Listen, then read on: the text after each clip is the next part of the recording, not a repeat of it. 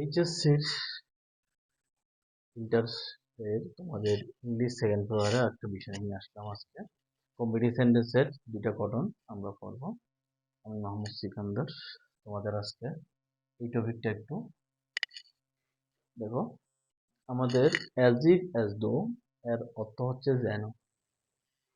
এরা Chittagong Sylhet board 25, Barishal board 24-এ আছে। এটা অনেকবার আছে, 23-এও আছে। যে আমি একটা এখানে তোমাদের ফরম্যাট দিলাম রুলসটা দেখার জন্য। তুমি যদি রুলসটা বুঝো তাহলে যেরকম আসবে সেরকম পারবা। আশা করি মনোযোগ সহকারে দেখবা। কম্পিটিটিভ সেন্টেন্স কঠিন না, সহজ যদি একটু বুঝতে পারো।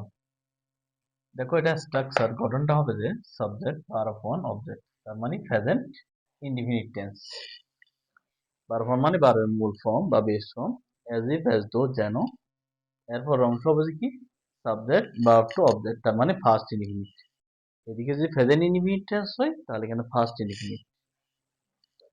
দেখো এক্সাম্পলটা, এটা সিলেট বোর্ড আছে। রহিম মিয়া ইজ এ পক। রহিম মিয়া একজন কি হাতুড়ে ডাক্তার। পক মানে কি আমরা তো জানি হাতুড়ে ডাক্তার। হি বিহেভ, দেখো এখানে এস একটা আছে হির জন্য, হিটার পারসন সিঙ্গুলার নাম্বার। তাহলে আমাদের এখানে কন্ডিশন ছিল প্রেজেন্ট ইনডিফিনিট টেন্স হওয়া। তাহলে সাবজেক্ট বারোফন ঠিক আছে, সাবজেক্ট হি হয়েছে সেজন্য এস হয়েছে। তাহলে হি বিহেভস এটা present indefinite tense. As if, তাহলে অ্যাজ ইফ এর কি হবে সাবজেক্ট ভার্ব টু অবজেক্ট মানে ফার্স্ট ইনডিফিনিট। তাহলে আমি লিখতে পারি হি ওয়ার অ্যান এমবিবিএস ডাক্তার।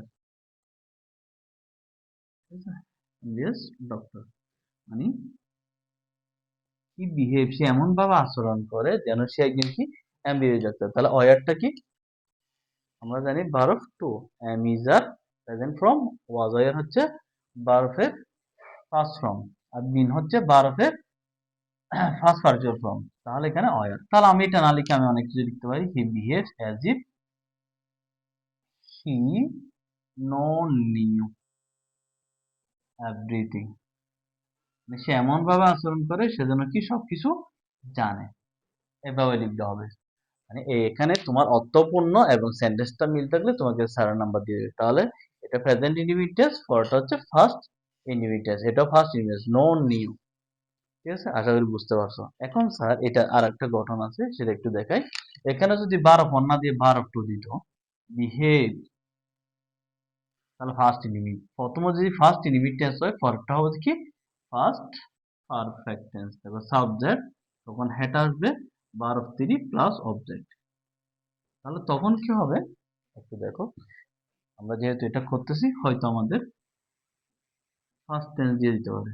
তাহলে হি বিহেভড অ্যাজ ইফ বা অ্যাজ দো, তখন কি হবে, তখন হি হ্যাড, তাহলে সাবজেক্ট হ্যাড তার ভার্ব থ্রি বা verb first participle form, know knew known everything, তখন হবে যে এভাবে। আশা করি বুঝতে পারছো। পরেরটা হবে কি ফার্স্ট পারফেক্ট টেন্স। প্রথমটা যদি প্রেজেন্ট ফার্স্ট ইনডিফিনিট টেন্স হয়, পরেরটা হবে ফার্স্ট পারফেক্ট টেন্স। আশা করি বুঝতে পারছো। এরপরে যদি কোনো সমস্যা হয় আমাকে জানাবা, আমি চেষ্টা করবো তোমাদের কমেন্টের অনুযায়ী আমার ভিডিওগুলো করার জন্য। তো আশা করি ওই দিন ভিডিওটা দেখাইছিলাম তোমাদের, আমার এখানে পেজে দেখবা।